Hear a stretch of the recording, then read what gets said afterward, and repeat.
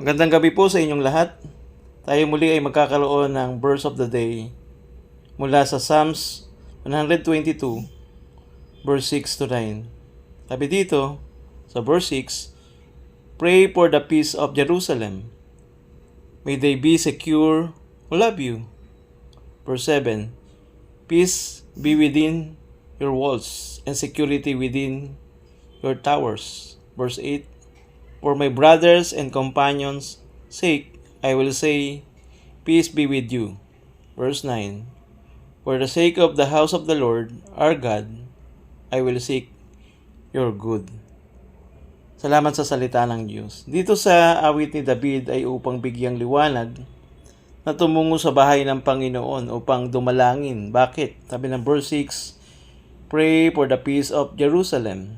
Dito ang salmo ay nais niya na maging masidi ang tao ng Diyos na hanapin nila ang Panginoon. Ay dinadalangin na magkaroon ng kapayapaan sa Jerusalem. Para ano? May they be secured who love you. Ito sa katiwasayan o para magkaroon ng seguridad yung kanilang lugar. Ganyan yung dulot ng dalangin sa Panginoon. Kaya sinunod niya yung verse 7 at verse 8. Nasabi doon sa wikang Tagalog, magkaroon nawa sa loob ng inyong mga pader ng kapayapaan at sa loob ng inyong mga tore ay katiwasayan. Alang-alang sa aking mga kapatid at mga kaibigan, aking sasabihin, sumainyo ang kapayapaan. So dito sa verse 7, yung tinapakita yung stability, magkaroon ng katatagan, panalangin ng katiwasayan, at upang magkaroon ng tinatawag na accessibility.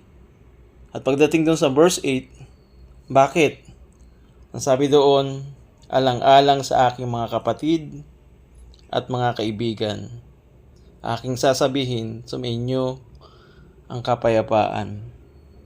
Upang sila ay makatungo sa bahay ng Panginoon. Kaya pagdating sa verse 9, alang-alang sa bahay ng Panginoon nating Diyos, hahanapin ko ang inyong ikabubuti.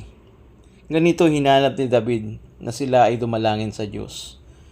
Maging sa atin ngayon sa gitna ng kaguluhan na nangyayari sa Israel at mga extremist Hamas, na ito ay ipanalangin natin na matapos na hindi maghari ang kasamaan kundi maghari ang kabutihan at kapayapaan, magkaroon ng kapayapaan at maibalik ito sa kanila.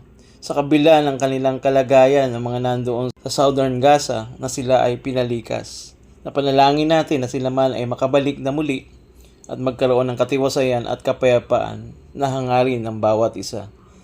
Maging sa bawat tao na may magulong buhay, bunga ng kasalanan, idalangin mo sa Diyos kung ikay nasa ganyang kalagayan ngayon. Magsisikat manampalataya sa ating Panginoong Hesukristo na siyang nagdadala ng kapayapaan upang tumungo tayo palagi sa bahay ng Panginoon na siyang ikabubuti natin. Prayer secure us. Kaya nawa, patuloy tayong manalangin na nangyayari ngayon doon sa Israel at hindi lang sa Israel, maging sa buong mundo at maging sa buhay ng bawat tao. Sumati nawa ang kapayapaan ng Diyos. Pagpalain tayo ng salita ng Panginoon. God bless po.